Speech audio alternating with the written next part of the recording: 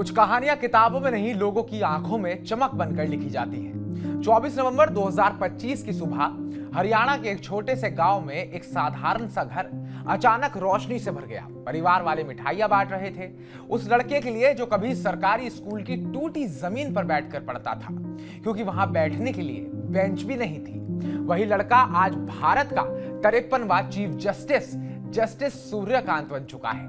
हरियाणा के सिरसा जिले के एक गांव से उठकर वकालत, फिर हाई कोर्ट और फिर सुप्रीम कोर्ट और अब सीजेआई की कुर्सी तक पहुंचना, ये सफर जितना कठिन था उतना ही प्रेरणादायक भी। बात करते हैं उन फैसलों की जिन्होंने उन्हें आज आम आदमी का जज बना दिया है, और जस्टिस सूर्यकांत के वो 5 बड़े फैसले जिन्होंने उन्हें देश भर में फेमस कर दिया। नमस्कार, मैं उत्कर्ष प्रताप सिंह और आप देख रहे हैं टीवी 9 भारतवर्ष। सबसे बड़ा फैसला इंटरनेट को लेकर दिया गया। जी हां, साल था 2020, जगह जम्मू कश्मीर। सुप्रीम कोर्ट ने पहली बार साफ कहा, इंटरनेट पर अनिश्चित काल तक रोक लगाना गलत है, ये बोलने की आजादी का हिस्सा है। जस्टिस सूर्यकांत की बेंच ने सरकार से कहा, 4G बंद रखना तर्क संगत नहीं है, इंटरनेट आज जरूरी अधिकार है। दुनिया के सबसे मजबूत इंटरनेट राइट्स फैसलों में यह फैसला गिना जाता है। लोगों की पढ़ाई, नौकरी, व्यापार, सब पर इसका सीधा असर पड़ा।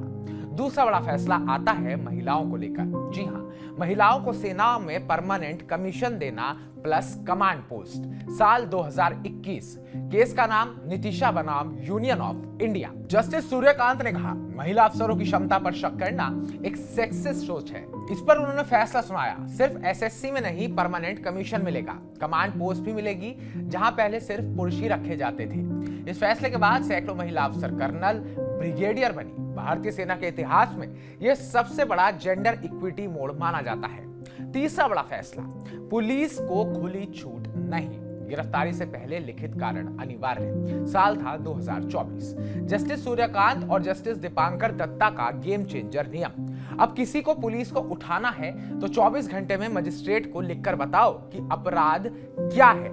मतलब बिना वजह किसी को उठाना अब बिल्कुल नहीं चलेगा। मनमानी गिरफ्तारी मानव की जड़ से खत्म। आम आदमी के लिए यह फैसला सबसे मजबूत सुरक्षा कवच कहा गया। इसके बाद आता है एक बहुत बड़ा और फेमस केस।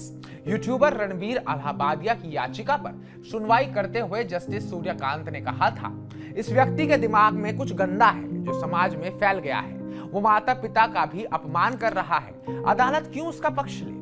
हालांकि कोर्ट ने उसे गिरफ्तारी से राहत दी थी, लेकिन जस्टिस सूर्यकांत ने स्पष्ट कहा था कि लोकप्रियता किसी को सामाजिक मर्यादाएं तोड़ने का अधिकार नहीं देती। उन्होंने ये टिप्पणी तब की थी जब अलाहाबादिया पर आपत्तिजनक भाषा और गंदे कंटेंट फैलाने के आरोप लगे थे। इस केस ने सोशल मीडिया पर अभिव्यक्ति की स्वतंत्रता बनाम मर्यादा की नई बहस छेड़ दी थी।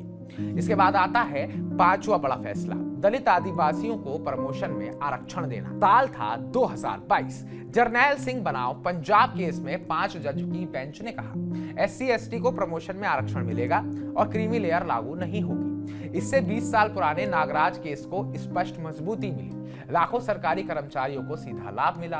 अब यह क्यों कहा जाता है कि संविधान सबसे ऊपर है? जस्टिस सूर्यकांत का सबसे फेमस बयान इसी पर आधारित है। सरकार बदले, नीतियां बदले, पद बदले, लेकिन संविधान कभी नहीं बदलता, वो सबसे ऊपर है। इसी सोच ने उन्हें आज लोगों का जज, आम आदमी का जज बना दिया है। अब जब वो चीफ जस्टिस बन चुके हैं तो उनके कार्यकाल में देश को उनसे और भी बड़े, तेज और ऐतिहासिक फैसले मिलने की उम्मीद है, जिनका असर आने वाली पीढ़ियां महसूस कर सके।